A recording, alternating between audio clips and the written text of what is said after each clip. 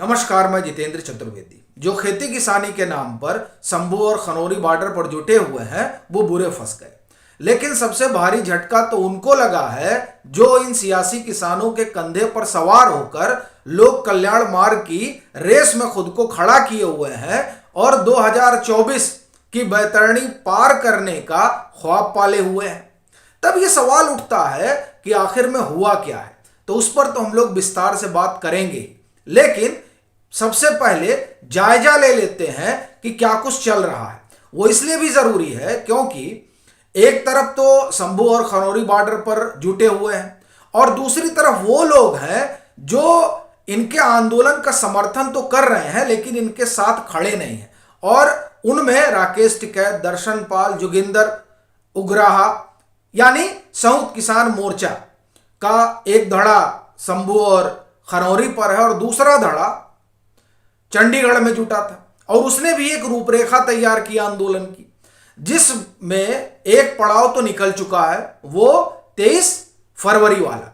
अब दूसरा पड़ाव जो है वो 26 फरवरी वाला है, जिसमें ट्रैक्टर मार्च होना है। अब इस ट्रैक्टर मार्च का जो आह्वान किया है संयुक्त किसान मोर्चा ने, उसमें योजना कुछ इस तरीके की है कि सभी लोग जो इनके संगठन से, इनके अम्ब्रेला से जुड़े हुए लोग हैं, वो गुट क्या करेंगे कि ट्रैक्टर हाईवे पर खड़ा करेंगे जिसका मुंह दिल्ली की तरफ होगा। अब इस बाबत जो है तैयारी चल रही है, क्योंकि आप देखिए फतेहाबाद में एक बड़ी महापंचायत हुई और फतेहाबाद में पंचायत का मतलब यही है कि जो चौटाला परिवार है वो इसमें लग गया है। और ये इसलिए भी कह रहा हूं क्योंकि आपको ध्यान होगा कि फतेहाबाद में ही विपक्षी एकाकी एक सभा हुई थी जब नीतीश कुमार महागठबंधन का हिस्सा हुआ करते थे, और वो मुझे लग रहा है कि अगस्त 2022 की बात है, जब फतेहाबाद में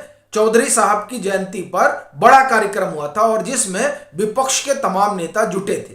तो वो वैसे भी जो है आप एक तरह से कहें कि गढ़ है चौटाला परिवार का। तो इससे एक बात तो स्पष्ट हो रही है कि यह जो संयुक्त किसान मोर्चा ने कॉल दी है उसको लेकर आप ये कहें कि मोर्चेबंदी चल रही है। और ये इसलिए भी कह रहा हूं क्योंकि फतेहाबाद में जो खाप बैठी उसमें तकरीबन जो है 70-72 खाप के जो है नेता थे। वो मैं आपको एक बारगी देखकर बताता हूं। और उसमें कहा गया, माफ करिएगा, 36 खाप के नेता थे।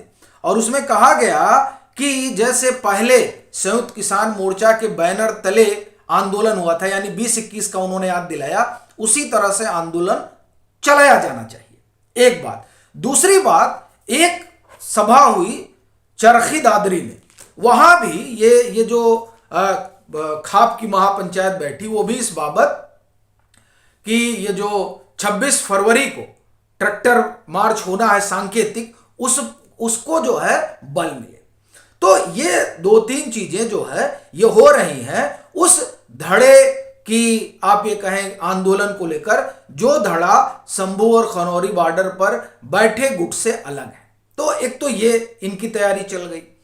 दूसरी तरफ जो शंभू और खनौरी बॉर्डर पर बैठे हैं संयुक्त किसान मोर्चा अराजनीतिक और किसान मजदूर मोर्चा, इन लोगों की एक WTO को लेकर परिचर्चा हुई।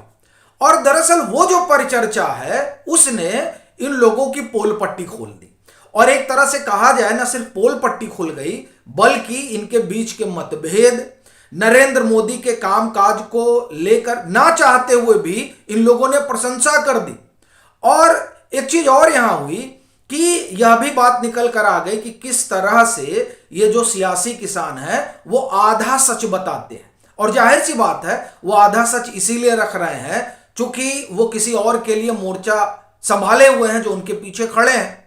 तो इसलिए आधा सच बताने में ही उनको उनका जो अपना राजनीतिक हितलाभ है वो पूरा होता है। अगर पूरा सच बता देंगे तो 2024 का जो सियासी घमासान है उसमें कैसे सियासतदान अपनी रोटी सेक पाएंगे। तो इसीलिए ये जो सियासी किसान है आधा अधूरा ज्ञान देते हैं। अब ये क्यों कह रहा हूं, तो दरअसल जो शंभू और खनौरी बॉर्डर पर, चूंकि जो अराजनीतिक है संयुक्त किसान मोर्चा, इनका अपना 24 से 29 तक का एक कार्यक्रम है, 24 से 28 तक का। 29 को तो ये बताएंगे दिल्ली कूच का क्या होगा। तो इनका जो अपना कार्यक्रम है, उस कार्यक्रम में 25 को एक गोष्ठी होनी थी कि WTO में जाने से भारत को किस तरीके के नुकसान हो रहा है, और भारत नहीं, सबसे बड़ा किसानों को किस तरीके से नुकसान हो रहा है। लेकिन जब प्रेस कॉन्फ्रेंस हुई दरअसल, तो उसमें सारी चीजें निकलकर बाहर आ गई। पहला तो ये कि जाने अनजाने जो किसान मजदूर मोर्चा के आप एक तरह से कहें अगुआ है सरवण सिंह पंढेर, उन्होंने एक बात यह कह दी कि WTO की बंदिशों के बाद भी भारत सरकार जो है वो खरीद करती है।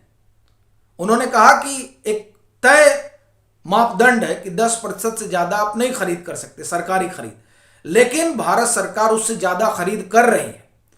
और WTO में इस बाबत भारत सरकार के ऊपर सवाल खड़े किए जाते हैं, तो भारत सरकार, उन्होंने कहा कि माफी मांग लेती है। अब बताइए ये कितनी बड़ी बात है कि अपने देश के किसानों के हित को ध्यान में रखते हुए भारत सरकार वहां डट जाती है, अड़ जाती है कि नहीं, यह हमारा किसान है और हम अपने किसान को संरक्षण देंगे। यानी जो 10% का कोटा है उससे ज्यादा की खरीदारी भारत सरकार करती है। तो फिर किस बात का शोर शराबा है? यानी नरेंद्र मोदी की सरकार WTO के दबाव के बावजूद किसानों के हित में काम कर रही है। कम से कम सरवण सिंह पंढेर ने जो कहा उससे यही बात निकल कर आती है, क्योंकि वो कहे कि 10% से ज्यादा ये लोग खरीद कर रहे हैं, और इस बाबत बार बार जो है WTO में भारत पर सवाल उठता है। यानी भारत सरकार किसानों के हित में लगी हुई है, बावजूद उसके कि वो WTO का हिस्सा है। एक बात तो ये हुई।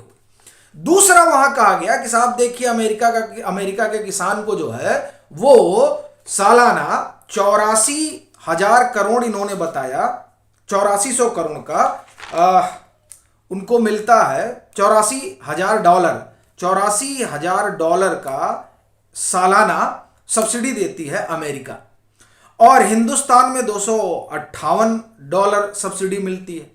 अब आप देखिए कि अमेरिका में, ये तो पंढेर साहब ने बताया नहीं कि कितने किसान हैं, 1% किसान है अमेरिका में। कुल आबादी 30 से 35 करोड़ है और किसान 1% है, और वहां पर 2/3 आबादी जो है अमेरिका की वो टैक्स पेयर है।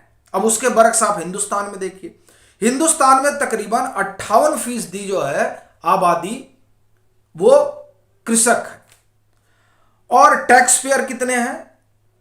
93.7 मिलियन, यानी 10 करोड़ के आसपास टैक्स पेयर होंगे। तो जब ये सब्सिडी का आंकड़ा बताया जा रहा था तो पंढेर साहब ने पूरी बात नहीं बताई। तो एक तो ये हो गया। दूसरी चीज आप देखिए हुआ क्या कि पूछा गया कि दिल्ली कूच का क्या है, तो अब दिल्ली कूच में लोग फंस गए हैं। वो इसलिए क्योंकि जब प्रेस कॉन्फ्रेंस में ये बात उठी तो पंढेर साहब ने कहा बुलेट मारे जा रहे हैं, और जिस तरह से कार्रवाई हो रही है उस पर तो एक बार की पहले बातचीत करनी होगी सभी नेताओं से मिलकर, फिर आगे हम तय करेंगे। यानी इन लोगों की हालत अब खराब हो गई है। अच्छा, हालत खराब होने का एक कारण और भी है। पूरा जो इनका अपना गुट है वो सब बटा हुआ है। अब जो 14 को महापंचायत है, उस महापंचायत में ये लोग जाएंगे नहीं, और जो 26 फरवरी को ट्रैक्टर मार्च है, उस ट्रैक्टर मार्च का हिस्सा बनेंगे नहीं, और जो संयुक्त किसान मोर्चा ने एक 6 सदस्यीय कमेटी बना रखी है शंभू और खनौरी बॉर्डर पर जो गुट है उनसे बातचीत करने के लिए, जिसका आप ये कहें कि जिससे बातचीत अभी हुई नहीं है, ये बात खुद सरवण सिंह पंढेर ने कही है। कुल मिलाकर एक तो इन लोगों ने जो ताना बाना बुना था उसी में फंस गए हैं। अब आप WTO पर एक तरह से नरेंद्र मोदी की बड़ाई ही कर रहे हैं, तो विरोध क्या करेंगे? एक और दूसरा, जिस तरह से इलाज हुआ है उस इलाज के बाद अब ये सब भाग खड़े हुए हैं। इनको लग रहा है कि नहीं, अब आगे वागे नहीं जाया जाएगा, अब बातचीत करके कुछ किया जाए। अब इसकी वजह से ये जो विपक्षी अलंबरदार हैं वो उनकी अलग सांसत बढ़ गई है कि साहब इन्होंने तो जो आंदोलन खड़ा किया था उसकी हवा निकल गई। अब जब उसकी हवा निकल गई तो जो दूसरा धड़ा है संयुक्त किसान मोर्चे का, उसको पुशअप किया जा रहा है कि कुछ तुम लोग करो, तो वो लोग भी ट्रैक्टर वक्टर जुटा रहे हैं। अब ये देखने वाली बात होगी कि उनका ट्रैक्टर कहां तक जाता है। एक लोग तो अपना तंबू वगैरह लेकर भाग रहे हैं जो शंभू और खनौरी पर है। और देखिए, ये एक तो बयान से भी, जो सरवण सिंह पंढेर का बयान है उससे भी ये बात निकलती है, और दूसरा जिस तरह से सिंघू और टिकरी बॉर्डर पर किलेबंदी, मोर्चेबंदी जो सुरक्षा बलों ने की थी वो कम हो रही, वो भी इस बात का संदेश है कि दिल्ली कूच का कुछ होना नहीं है। और वैसे भी इनके दिल्ली कूच का समर्थन जो है वो दूसरा धड़ा कर नहीं रहा है। तो कुल मिलाकर जो एक ताना बाना बुना गया था 2024 के लिहाज से, उसकी हवा निकलती नजर आ रही है। आपकी क्या राय है जरूर साझा करें। मतांतर से नहीं जुड़े हैं तो जुड़ें, वीडियो को लाइक करें और खूब शेयर करें।